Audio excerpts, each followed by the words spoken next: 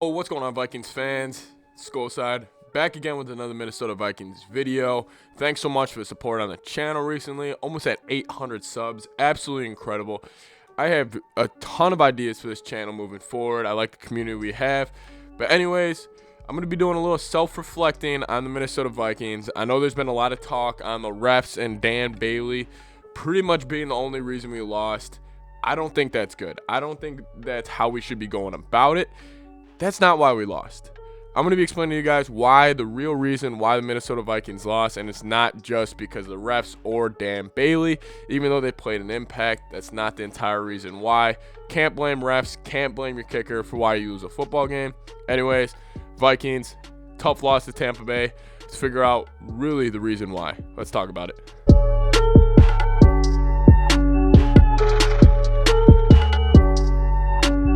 All right, now honestly, me as a fan, I'm a true passionate fan. Right after the game, I automatically went to, God, if we had a kicker and if the refs didn't screw us, we would have been beating Tom Brady.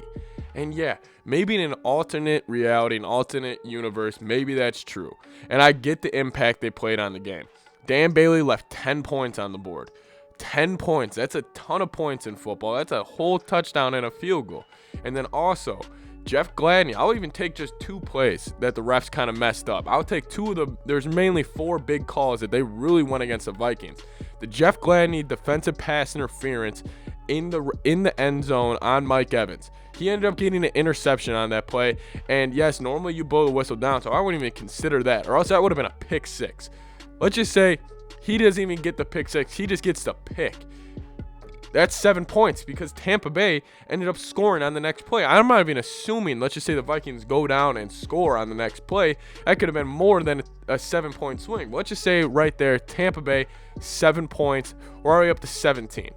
Then if you look at the Hail Mary at the end of the half, I get it's only 3 points, and it didn't seem like that big of a deal at the time, but that was a massive call. There hasn't been a flag thrown in a Hail Mary since 2004. 2004. That is absolutely incredible that the Vikings get that call, and especially against Tom Brady.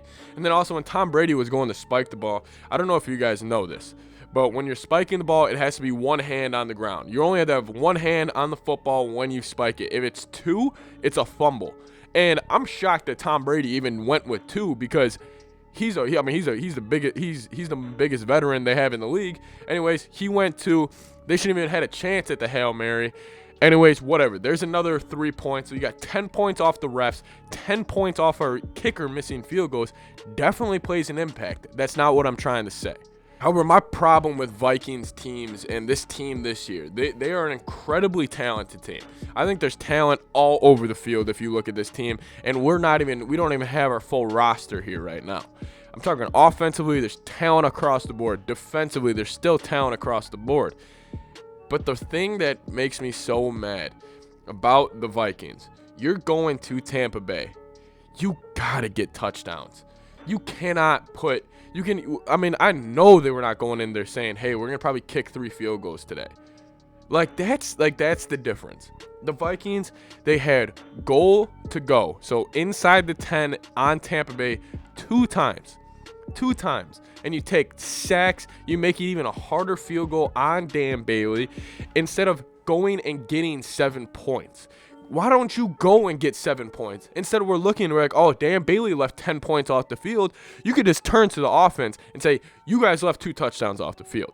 That's where the self-reflection needs to come from this football team, because they are a sloppy team. They can look great at sometimes and terrible the next drive. It's because they have a bunch of talent and they play well together. It's just there's little holes in this team that need to be fixed. For example, Dakota Dozier, as much as everybody wants to get on Dan Bailey, saying he should be cut, get on the refs, get on your left guard, Dakota Dozier, as well. That's where my frustration comes from fans, because it's easy for the fans, for us. I felt it. Everybody feels that. We're just like, oh, screw Dan Bailey, screw the refs. We're not going to talk bad about like our real players, because nobody really considers the kicker as like a part of the team. Because you're not going to go like, for example, when you're talking smack to your friends, or you're like trying to make your case as the Vikings being a really good team, you're not going to be like, oh, our kicker is really good. Like people don't really do that unless it's like Justin Tucker or Vinatieri. Like, that doesn't really, you don't see that as playing an impact on the game.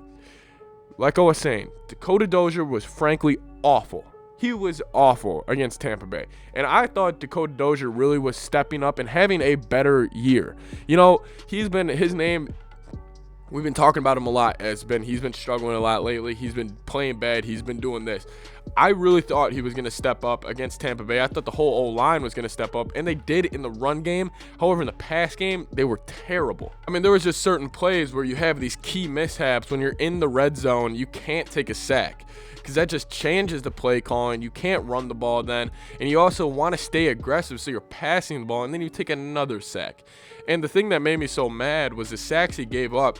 It wasn't even like he was just getting outmanned, or he was just getting beat on a really good move by either Jason Pierre-Paul or Ndamukong Suh.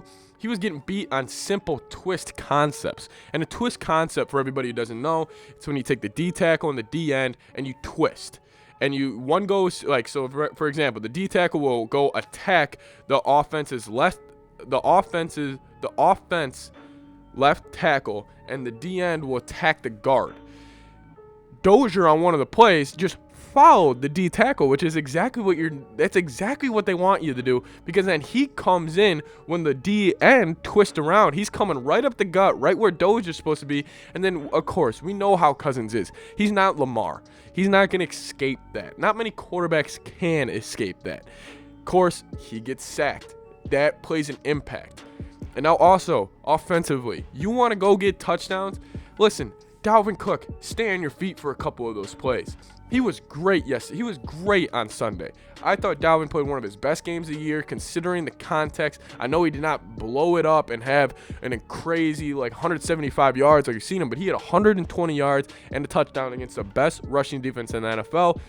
But if we're being honest, he should have had more. He was this close of breaking off multiple touchdowns. This close. Yes, that's me getting nitpicky with Dalvin, but really I want to talk about Kirk, because the thing with Kirk, I thought he did fine against Tampa Bay. I'm not saying he played into this loss really at all. He did what he needed to do. He made really key throws. He extended some plays, which was great to see out of him. He had 41 rushing yards. I mean, when was the last time Kirk did that? But anyways, he just missed a couple of throws. I remember that one time Thielen was coming across the middle and we ended up missing a field goal. Thielen was coming across the middle wide open. It could have been 12 yards, keep the drive alive, and he just missed them. But then again, he was starting to get gun shy because he was under pressure the entire game. And if that was the old Kirk Cousins from before the bye, Tampa Bay might have had 9 sacks. But you see his development, and we see Kirk stepping up. It's just he needs to even take that to another level. I get it's a lot to overcome for a quarterback. You're on the road. The refs aren't giving you a call. Your kicker's not giving you anything. You got your left guard having a terrible game. It's a lot to overcome.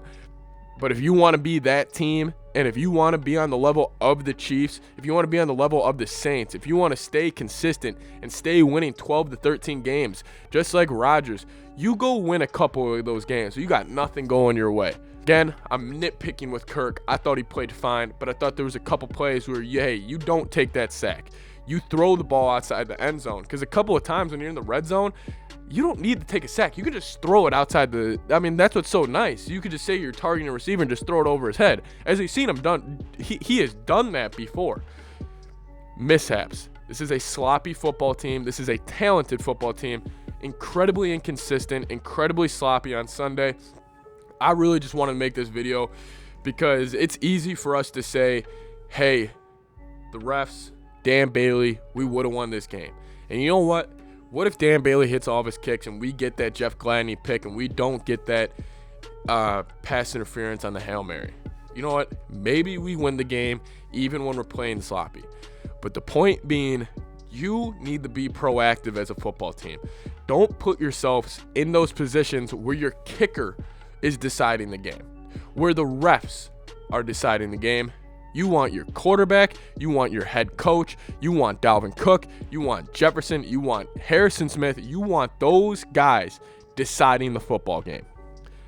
Obviously, didn't happen. We're moving on. On the Chicago, I want this team should come out fired up on Sunday, ready to go. They haven't gotten a break in about 4 weeks. go get one. Play a clean game. Play to win. Play aggressive. Don't blame the refs.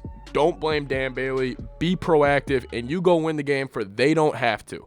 You don't want your kicker winning the game at the end of the game. You want your quarterback, and you don't even want to give the refs a chance to lose that game for you. That's my little rant. I get it. Dan Bailey and the refs, they play an impact on the game.